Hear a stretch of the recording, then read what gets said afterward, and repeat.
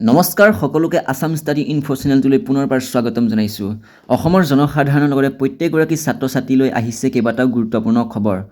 এইবাৰ যোনসকল ছাত্ৰ ছাত্ৰীয়ে 2025 বৰ্ষত মেট্ৰিক আৰু হায়াৰ ছেকেণ্ডেৰী পৰীক্ষা দিব তেওঁলোকৰ মাজলৈ আহিছে কেইবাটাও গুৰুত্বপূৰ্ণ পদ্ধতি যিকেইটা তোমালোকে পৰীক্ষা দিয়াৰ আগত অৱলম্বন কৰিব লাগিব, নহ'লে তোমালোকে বিপদত পৰিব পাৰা।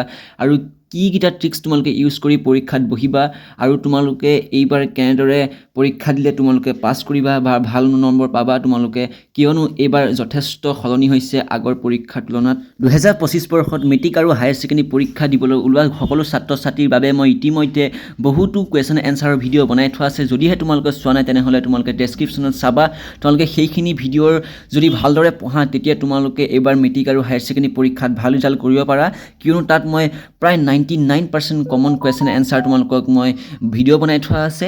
যিহেতু সকলো ছাত্ৰ ছাত্ৰীয়ে ইতিমধ্যে গম পাইছা যে এইবাৰ মেট্ৰিক পৰীক্ষাত 30 মাৰ্কছ পালে তোমালোকে পাছ নকৰা, কিয়নো এইবাৰ তোমালোকে 40 মাৰ্কছ পাব লাগিব।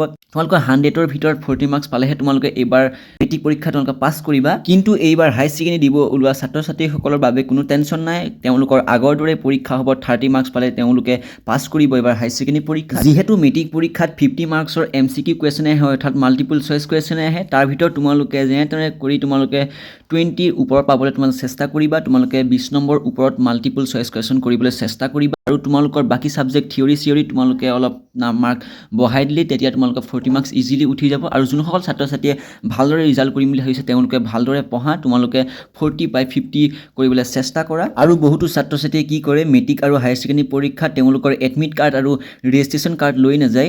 গতিকে তোমালোকক মই জনাই দিওঁ যে তোমালোকে মেট্ৰিকত এইবাৰ পিছবৰ্ডৰ লগত তোমালোকে এডমিট কাৰ্ড আৰু ৰেজিষ্ট্ৰেশ্যন কাৰ্ড তোমালোকে লৈ যাবা, যিহেতু তোমালোকৰ তাৰ পৰা যিটো ৰেজিষ্ট্ৰেশ্যন নাম্বাৰ আৰু এডমিটৰ যিটো নাম্বাৰ তোমালোকৰ তাত প্ৰয়োজন হয়, ৰোল নাম্বাৰ তোমালোকে পৰীক্ষাৰ বহীত লিখিবলগীয়া হয়। গতিকে তোমালোকে এইকেইটা বস্তু লৈ যাবা। আৰু ঘড়ী পাৰিলে তোমালোকে লৈ নাযাবা, যিহেতু আজিকালি ঘড়ী এলাও নাথাকে।